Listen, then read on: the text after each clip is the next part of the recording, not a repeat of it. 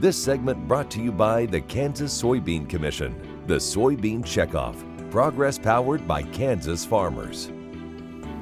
Welcome back to Farm Factor and the Kansas Soybean Update.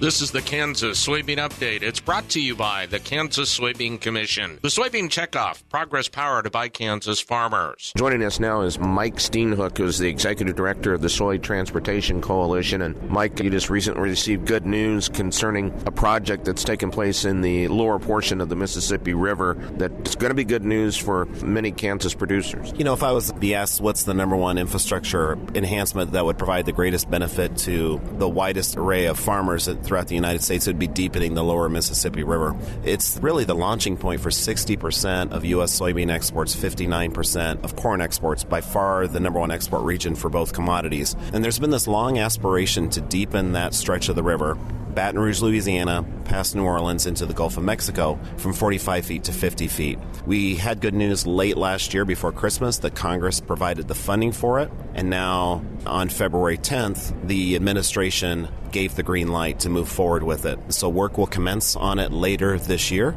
and we anticipate at least that first critical phase being done by fall of 2021. Farmers have really been actively engaged in this, and one of the things that we really aspire to do is to make it a Kansas thing, a Minnesota thing, a Missouri thing, and we were successful in doing that. So we had this broad coalition that really promoted it. The farmer directors of the United Soybean Board actually committed $2 million to help underwrite the cost of the project, the non-federal component of it. So we're very happy that this is going to move forward. It's going to make us more competitive, and we're going to see the benefits of that extend into the interior parts of the country in the form of more profitability for farmers. We'll just use soybeans as an example. They head towards that direction. You don't have to look further than getting a lot of them out to the port of Catoosa. Farmers in Kansas that are willing to drive a considerable distance to access that market because they can get a more favorable price, and it offsets the higher cost of delivery to places like the port of Catoosa. And so it's a very appealing marketing opportunity, and we want to see that enhanced. And so making that barge to ocean vessel supply chain more economical,